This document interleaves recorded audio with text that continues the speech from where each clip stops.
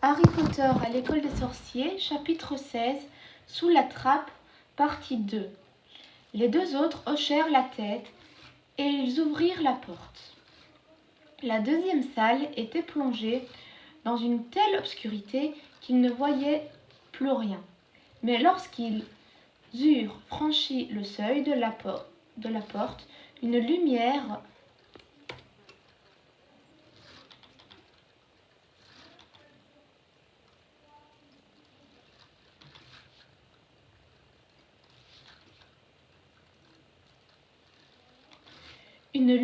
éclatante jaillit soudain en leur révélant un spectacle étonnant.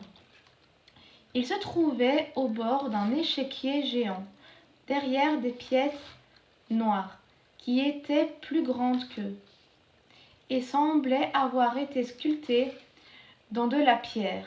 En face d'eux, de l'autre côté de la salle, se tenaient les pièces blanches. Harry et les deux autres furent parcourus d'un frisson. Les pièces blanches n'avaient pas de visage.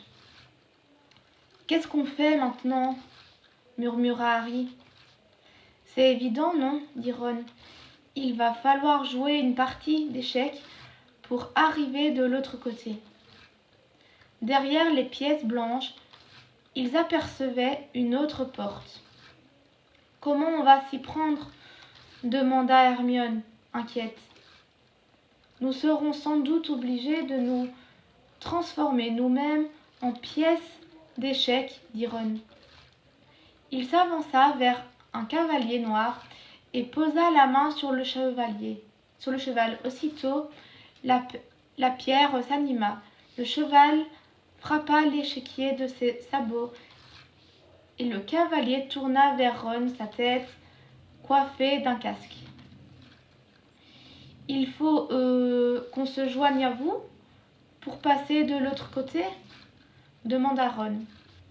Le cavalier noir approuva d'un signe de tête.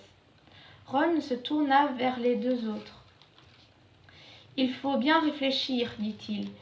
On va devoir prendre la place de 3 des pièces noires. » Harry et Hermione restèrent silencieux, attendant que Ron ait pris une décision.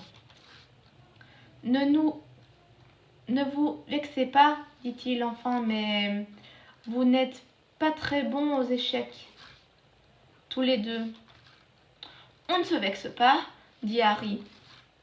Dis-nous simplement ce qu'on doit faire. Toi, Harry, tu prends la place de ce fou. Et toi, Hermione, tu te mets du même côté sur la case de la tour. Et toi ?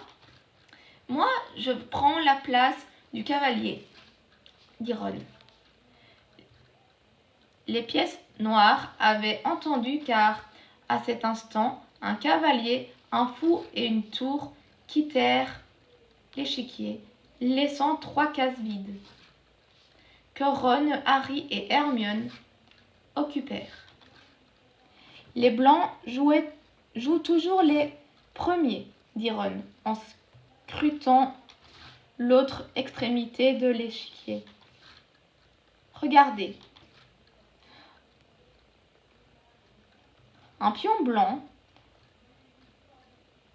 venait d'avancer de 2 cases. Ron commença alors à donner ses ordres aux pièces noires, et elles se déplacèrent sans bruit là où il les envoyait. Harry sentit ses jambes faiblir. Que se passerait-il si jamais il perdait? Harry, déplace-toi de 4 cases en diagonale vers la droite. Le premier choc fut de voir le camp adverse prendre leurs autres cavaliers. La reine blanche l'assomma en le jetant en bas de sa monture et le traîna au bord de l'échiquier où il resta immobile, face contre terre. C'était nécessaire, dit Ron, qui paraissait secoué. Maintenant, tu vas pouvoir prendre ce fou. Hermione. Vas-y. Chaque fois qu'elle perdait un de leurs hommes, les pièces blanches se montraient sans pitié, et bientôt il y eut une rangée de pièces noires hors de combat alignées le long du mur, mais Ron s'arrangeait pour prendre autant de pièces blanches qu'il en avait perdu de noires. On y est presque, murmura-t-il. Voyons, réfléchissons. La reine blanche tourna vers lui sa tête sans visage. Oui, dit Ron à voix basse, c'est le seul moyen. Je dois me faire prendre. Non, s'écria les deux autres. C'est le jeu, répliqua Ron. Il faut savoir faire des sacrifices. Je vais avancer et elle me prendra. Ce qui te permettra de faire échec et mat, Harry. Mais tu veux arrêter Rogue ou pas? Ron,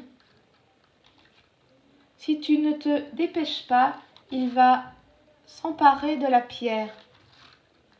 Il n'y avait rien d'autre à faire. Prêt demanda Ron, le teint pâle, mais l'air décidé. J'y vais. Et ne traîne pas ici quand vous aurez gagné. Il s'avança, la reine blanche abattit alors son bras de pierre sur sa tête. Ron s'effondra et la reine le traîna jusqu'au bord de l'échiquier. En le voyant assommé, Hermione avait poussé un cri, mais elle n'avait pas bougé de sa case. En tremblant, Harry se déplaça de 3 cases vers la gauche. Aussitôt, le roi blanc ôta sa couronne et la jeta aux pieds de Harry. Ils avaient gagné. Les pièces blanches s'écartèrent en s'inclinant, dégageant l'accès à la porte du fond. Après avoir jeté à Ron un dernier regard navré, Harry et Hermione franchirent la porte et s'engouffrèrent dans un autre passage. Tu crois qu'il commença Hermione. Ne t'inquiète pas, il n'est pas blessé, assura Harry, en essayant de s'en convaincre lui-même. Qu'est-ce qui nous attend maintenant, à ton avis? Le fil du diable, c'était le maléfice de Chourave. C'est sans doute Flitwick qui a ensorcelé les clés. McGonagall a donné vie aux pièces d'échecs. Il nous reste donc à affronter les sortilèges de Quirrell et de Rogue. Ils étaient à présent devant une nouvelle porte. On y va, murmura Harry.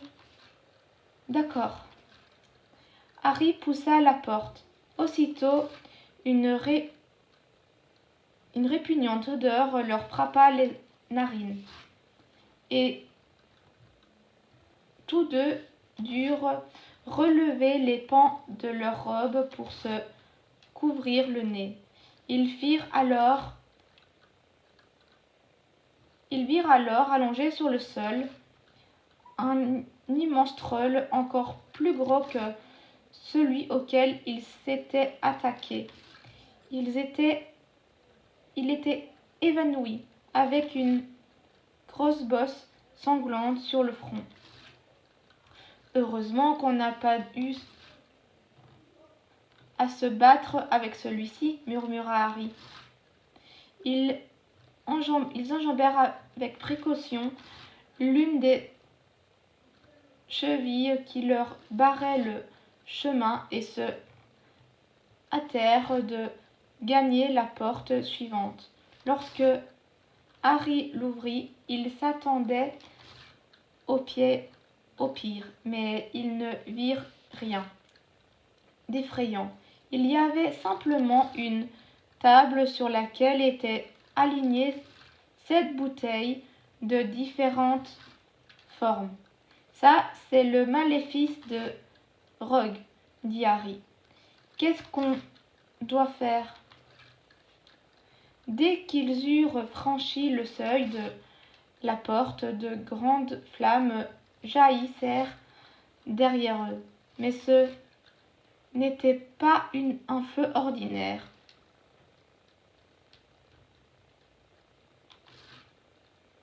Celui-ci était violet.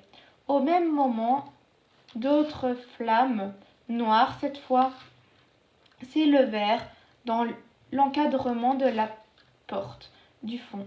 Ils étaient pris au piège. « Regarde, dit Hermione en prenant un rouleau de parchemin posé à côté des bouteilles. Harry s'approcha et lut par-dessus son épaule. Devant est le danger, le salut est derrière. 2 seront parmi nous conduites à la lumière. L'une d'entre les 7 en avant te protège, et une autre en arrière abolira le piège. 2 ne pourront t'offrir que simple vin d'ortie. 3 sont mortels, poison, promesse d'agonie. Choisis si tu veux fuir un éternel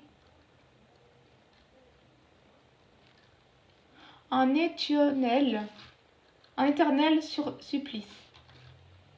Pour t'aider dans ce choix, tu auras 4 indices. Le premier, si rusé que soit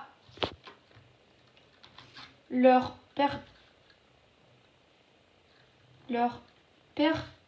superficie.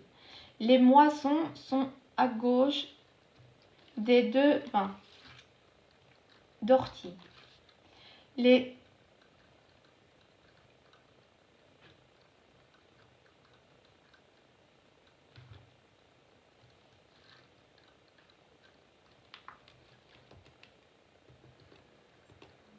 seconds différents à chaque extrémité. Si tu vas de l'avant, nul n'est son allié. Le troisième, elles sont de taille inégale. Ni naine, ni géante en son sein, mais fatale. 4 enfants, les deuxièmes à gauche comme à droite, sont jumelles de goût, mais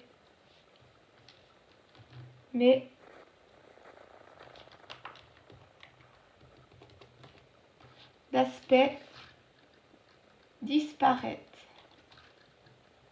Hermione poussa un profond soupir. Et Harry fut stupéfait de voir qu'elle souriait. Remarquable, dit-elle, ce n'est pas de la magie, c'est de la logique. Une énigme. Il y a beaucoup de grands sorciers qui n'ont pas la moindre logique. Ils n'arriveraient jamais à trouver la solution. Et nous non plus. Bien sûr que si, tout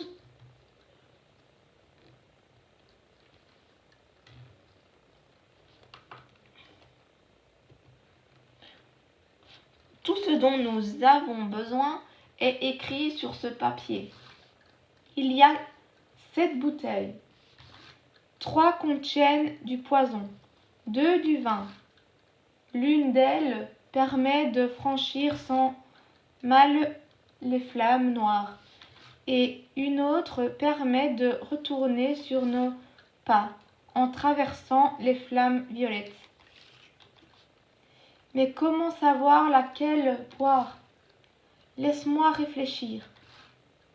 Hermione relut le papier plusieurs fois, puis elle examina attentivement les bouteilles en marmonnant pour elle-même. Enfin, elle poussa un cri de victoire. « Ah, ça y est, j'ai trouvé, dit-elle. C'est la plus petite bouteille qui nous permettra de traverser les flammes noires et d'arriver jusqu'à la pierre. » Harry regarda la minuscule bouteille.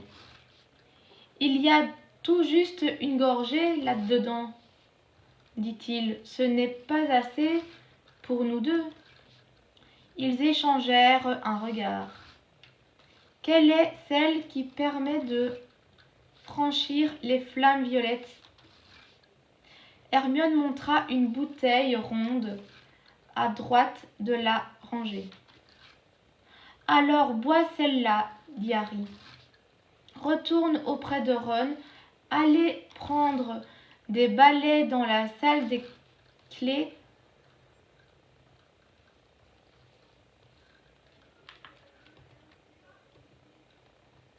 Volantes et utilisez-les pour ressortir par la trappe.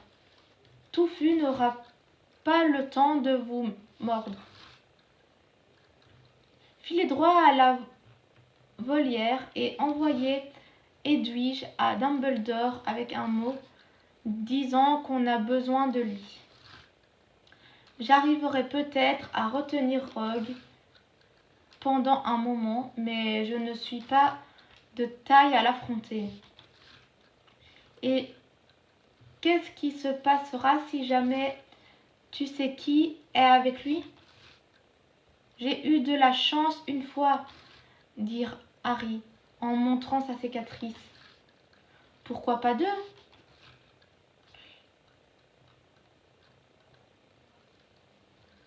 Les lèvres d'Hermione tremblèrent.